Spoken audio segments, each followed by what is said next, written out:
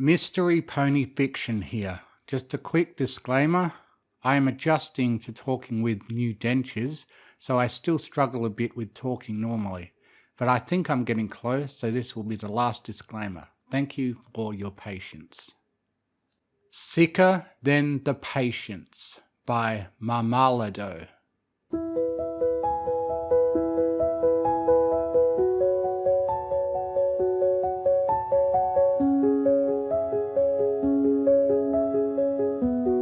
From a distance, Nurse Redheart watched as the mother and father of a sick Billy began wrapping their hooves around her in a hug. Redheart, having given her own diagnosis to a different patient just minutes ago, didn't bother to stick around and continued her slow walk down the halls. She didn't look any of her co-workers in the eye, nor the patients, nor the visitors. She wasn't up for a conversation the same way she was a few years ago. Work was always monotonous like that. You go, do your job, take occasional breaks, go home, and try to budget between paychecks. Very few ponies enjoyed what they did. A few years ago, Redheart would have been one of those few. Reaching the elevator, she pressed the down button and moved off to the side, keeping an eye on the descending numbers. "Hello, Redheart!" came a chipper voice, and soon after that came a familiar pink-furred mare. "Are you on your break?" A nod. "Would you like to join us for lunch? Me and a couple other nurses want to try that new restaurant that opened up in town, the one that serves Italian cuisine. We've been hearing some real stellar reviews." As good as the restaurant would have sounded any other time, Redheart didn't feel like socializing with her co-workers, let alone at a restaurant. "I'm fine, thank you, sweetheart." With an expression of sadness, Sweetheart put her hoof on Redheart's withers. "You know, if you ever need to, you're welcome to talk to me." "I'm fine, but thank you."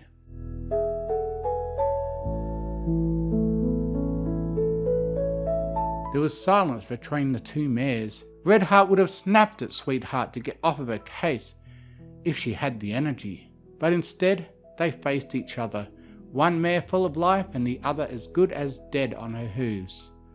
"All right," Sweetheart moved past Redheart. "Have a good one." "You too." The elevator dinged. The doors opened to reveal no one inside. Redheart made her way in, pressing the G button for the ground floor. She looked at her appearance in the metal doors. It was smeared and thus hard to see herself clearly. But the muted change in colour was still noticeable. No longer was she a vibrant white and pink. Instead, her colours were dull. She could see something dark under her eyes that was hard to make out. Her eyes no longer held much energy within them. And why would they? It wasn't just her outward appearance that looked tired. Her inner self was tired too, and to anyone with a keen eye, the reasoning was certainly clear. Her eyes caught a sign placed above the buttons. "Struggling with mental health issues? Ponyville General Hospital holds therapy sessions once a week, open to the general public. For inquiries, please check with Dr. Deep Dive at the receptionist desk." Redheart had seen the sign before. Many times over she pondered whether she should go, and every time her conscience told her that she would find no sympathy nor empathy in talking about her problems. A lot of ponies took her services for granted, and it was one of the things she really hated about her job. She couldn't remember the last time she heard a "thank you" from a patient and not one of their family members or friends. Sure, she was being very selective, but it meant a lot more coming from someone who was healing from the inside out than someone who only had an outside view of the suffering. The elevator dinged again, and the doors opened. A stallion pushing an elderly pony in a wheelchair stood in front of her, but moved to the side to let her exit. She tried again to give a tiny smile, but nothing came forth, and instead she kept walking along. Her eyes drifted to various ponies passing her, and she didn't regard them with anything beyond eye contact. She only had one thing she wanted to do now, and it sure wasn't striking up conversations. On her way to her destination, she made a pit stop in a nearby bathroom.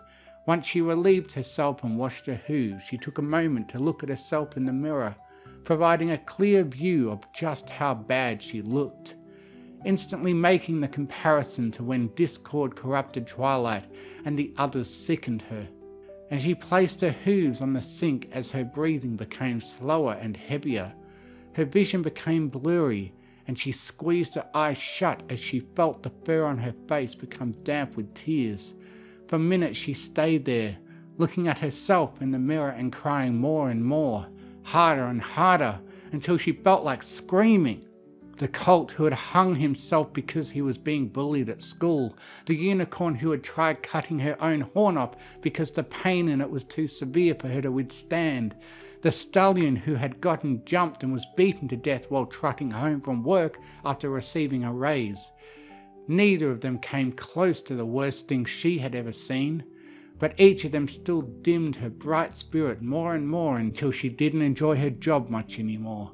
Being a nurse had been her dream as a filly, thinking that she would love helping her fellow ponies get better. It wasn't until she got into the job that she realized what a mess she had gotten into. And she regretted it. Every single day. How could she have been so foolish? With what little resolve she had, she steeled herself, wiping her tears away and straightening herself out so that, to other ponies, it just looked like a routine trip to the bathroom. Her hooves took her to the main lobby, only a minute or two later, and it was then that she noticed what it was like outside.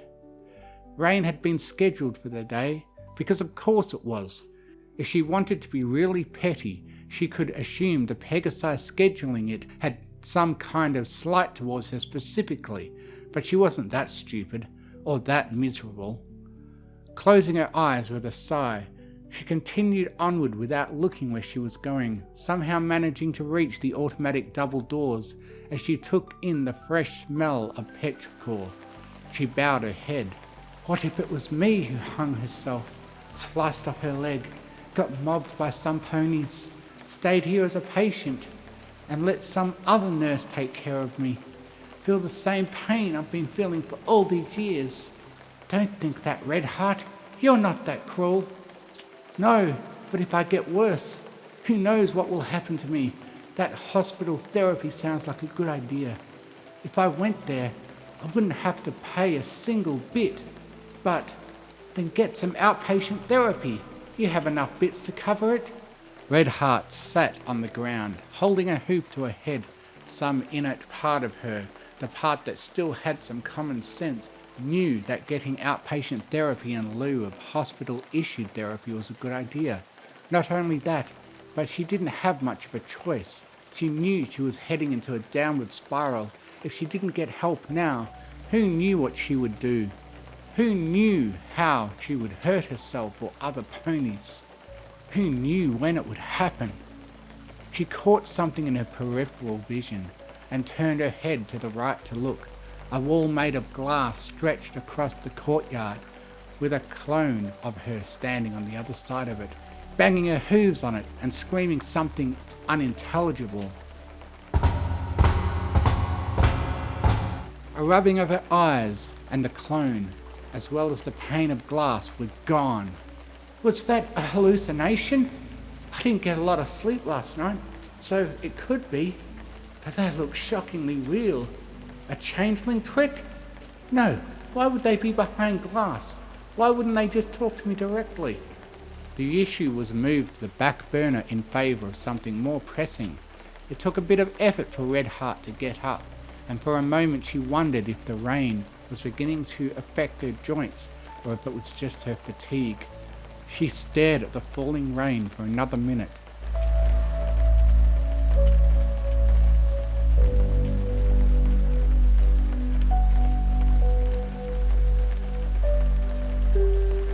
Then she turned and headed back inside, moving towards the receptionist's desk.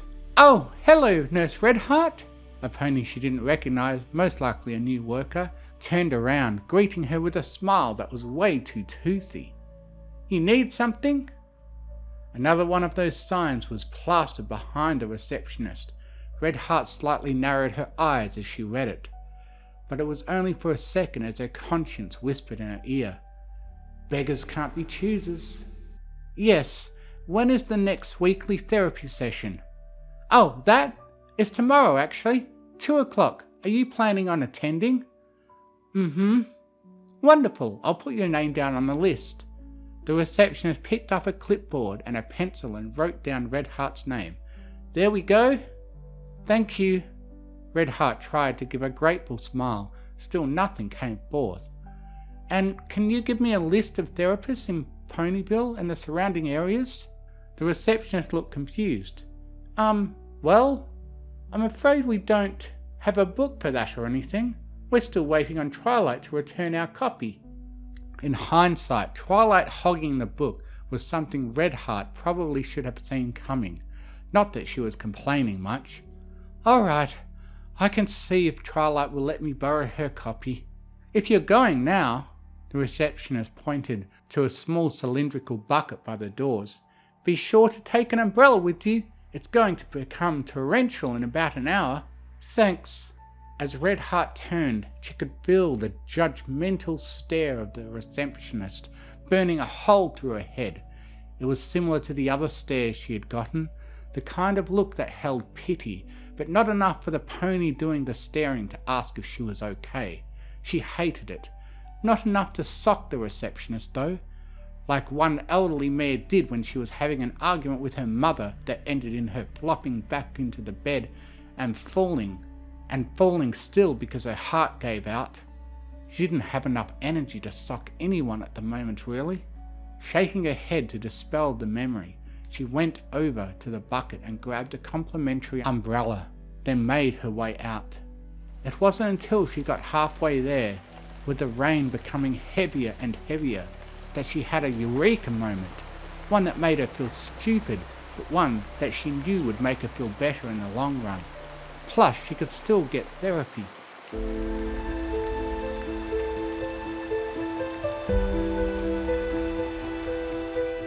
Dear Dr. Horse, this letter is informing you that I am tendering my resignation effective immediately. As much as I have enjoyed helping the many patients that have come through Ponyville General Hospital over the years, doing so is taking a toll on both my physical and my mental health. To put it bluntly, I can't do this anymore. I will still be attending one of the hospital's therapy sessions as, according to the signage placed around the building, they are open to the general public. However, in the future, I will be seeking outpatient therapy. I strongly recommend you set up therapy for medical professionals specifically, as I feel many might need it before they wind up like me. Please know that this is not because of you. You have been a wonderful co-worker and continue to do excellent work in caring for the residents of Ponyville. However, in the interest of saving myself, I must depart before it becomes too late. Please let me know when I may pick up my final payment. Thank you. From Redheart.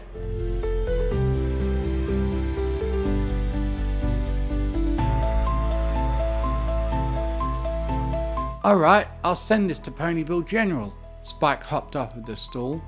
Redheart, tea in her hooves, watched as he clutched the scroll and blew some fire on it, turning it into moving smoke that drifted towards its destination. Is the tea good? Very. Redheart took another sip. Her eyes moved to Twilight, who was searching through the shelves. Thank you both so much for giving me shelter. That gust of wind seemed to come out of nowhere. Just as Spike was about to respond, Twilight took initiative with an "Aha!" She telekinetically grabbed a book and floated it down. There we go, a guide to the therapists, psychologists and counsellors of Equestria, Ponyville, Cloudsdale and Canterlot, the most recent edition. Redheart set down her tea and took the book when it floated over to her. Thank you. That book has a list of addresses of every known therapist in the towns listed in the title. Most should still be working, but there are likely some that have closed their practices down. Twilight stood in front of her, a sad smile forming. I'm going to miss your working at the hospital. Another sip. Redheart nodded. I just can't Twilight, I've seen too many horrors. I've dealt with so many aggressive patients. I've gotten kicked, bitten, blasted with magic. Even the foals. I used to love the foals, but I look at them and all I see is trouble. She set down her tea again and covered her eyes with her hooves. I'm afraid that if I go on, I'll end up hurting myself, or even worse, hurting someone else. Tears began to fall. I don't want to feel this way anymore, Twilight. I don't. I want to live. The only sound that broke the deafening silence were her sobs, her attempts to get comprehensible words out, and the painful screams that, before now, had only been given to a pillow at night. Twilight's castle was a safe space, and it was that comfort that allowed her to let everything out. At one point, her brain registered the weight of two bodies, one big and one small, flanking her, but she was too anguished to care.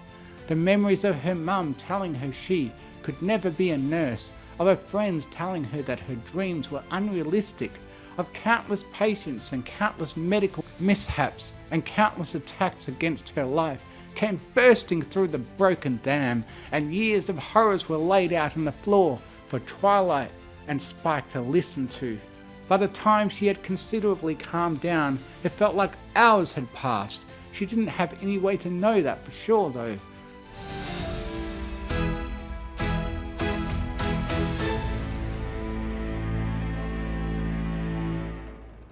Because the lone window situated high up in the room still showed grey, and its panes were still being beaten by raindrops. She wiped away her tears, grabbing a tissue from a box that had been left at her side at one point, and blowing into it.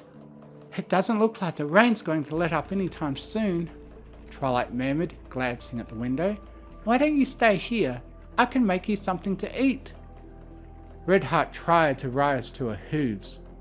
Thanks, but I think what I need the most right now is sleep. It's been a long time since I've gotten a proper 8 hours. Could you make something and set it aside? Sure, anything in particular? I'm not picky. Twilight nodded. Spike, can you show Redheart to one of the guest rooms, please? Can do. As much as Redheart didn't want to have a full-blown conversation, it was her small talk with Spike that helped her to stay awake. When the pair crossed an intersection, she could swear she saw her clone behind that same pane of glass again, giving her a beaming smile this time, but she chalked it up to another hallucination and kept walking.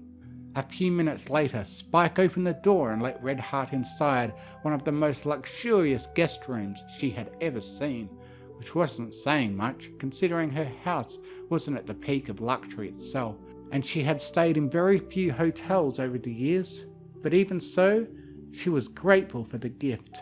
The bed is made. Oh, and if you need to use the bathroom, it's 2 doors down on the right. Spike smiled. You need anything else, just come find me or Twilight. Starlight should be back soon too. All Redheart could muster was a single nod. She flopped into the bed with a contented sigh, her smile forming on her face. That was the first genuine one she had made in a while.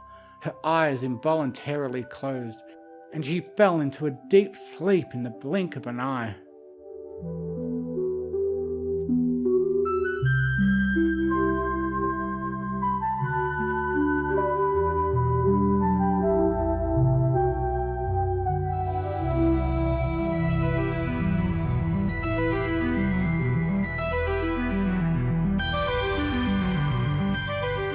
The light was dim, but it was still searing enough for Redheart to come to. Her eyes slowly opened, drifting towards the light's source. A lantern was sitting on a small wooden table, along with some flowers. Next to it was the unmistakable sight of a resting patient in bed. Are you kidding me?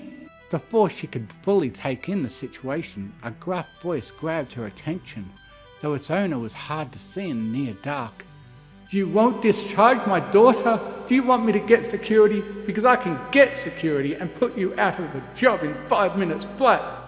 Redheart opened her mouth to speak, but the stallion charged at her before she could utter a word, causing her to back up into a wall, and rear up on her hind legs. She is perfectly healthy, you know that. We're not rich, which you obviously don't know. This hospital was once a respected Ponyville institution, and now it's run by a bunch of jokes who went to a back alley college for medical degrees. The stallion's fiery green eyes narrowed. So discharge my daughter now, before I make sure you wind up with her same fate. With panic making her heart beat faster, Redheart suddenly began to realize just where she was. Where she thought would be a fantastical land of wackiness, there was only the nightmarish realism of a patient's angry family member putting her life on the line because they were the ones with the legitimate medical degree, not her. It was something she thought she had left behind. But being confronted like this now made her realize that she was a fool for doing so. The trauma and stress from her job had settled in her body too much. It wouldn't just go away with a good night's sleep. The blunt force of the stallion's hoop impacting her cheek made her slump to the floor.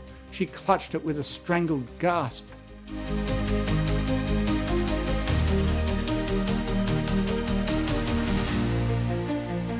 Her eyes moving towards him as he began to stomp out of the room. It wasn't the punch that left her in shock so much as it was the setting she was in was nothing more than a dream, and the punch felt almost real. But even though it was a dream, that didn't mean it didn't scare her. She couldn't get any release in this world despite quitting her job in the waking world. And who knew how long her mind would keep tormenting her, even with therapy. Thinking about the duration just made her more and more scared. The unpredictability about what would happen next made her blood run cold. The stallion stopped suddenly and whirled his head around. An angry snort was expelled through his nostrils. His final words before exiting were like a punch to the terrified mare's soul. You disgust me! You're even sicker than the patients!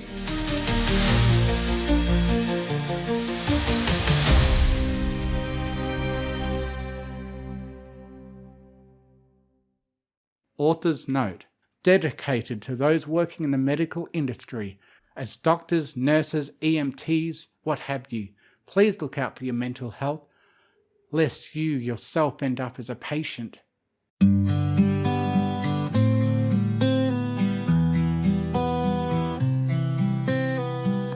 Every hoof step down the hall feels heavy. Smiles I wore have faded away.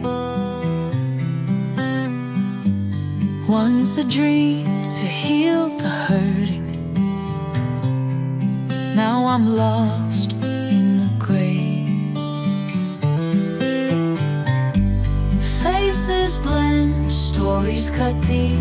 Echoes of cries haunt my sleep. No one says thanks, not like they mean it.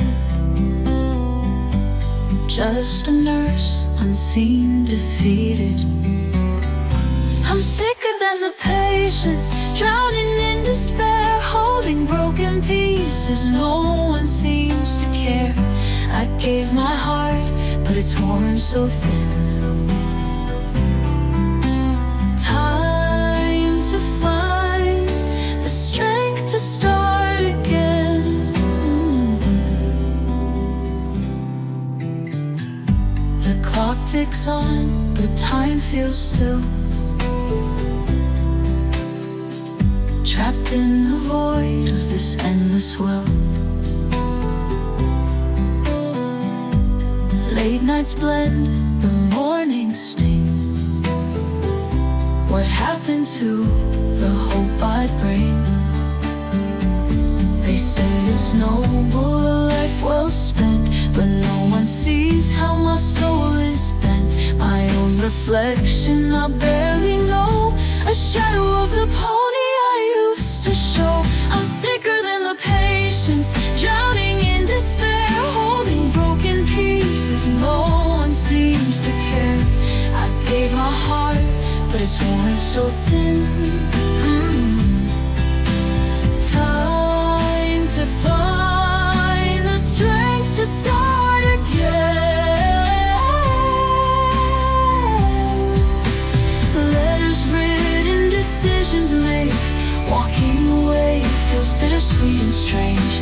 The nurse in me wants to keep the fight, but I need to heal to find the light. The rain outside calls my name, washing away all the guilt and shame. This chapter ends, a new one begins. I'll find the strength to love again. More to life than sacrifice, more to give than endless nights. I'll heal myself, and when I'm whole, maybe I'll return with a brighter soul. I'm sicker than the patience, drowning in despair, hope in broken pieces. No one seems to care. I gave my heart, but it's worn so thin. Time to find the strength to start again. To heal myself, I must let go. Step into the rain and let it show. Though I'm weary, I'll take the climb, because even healers need their time. It's the Mystery Pony Fiction Channel.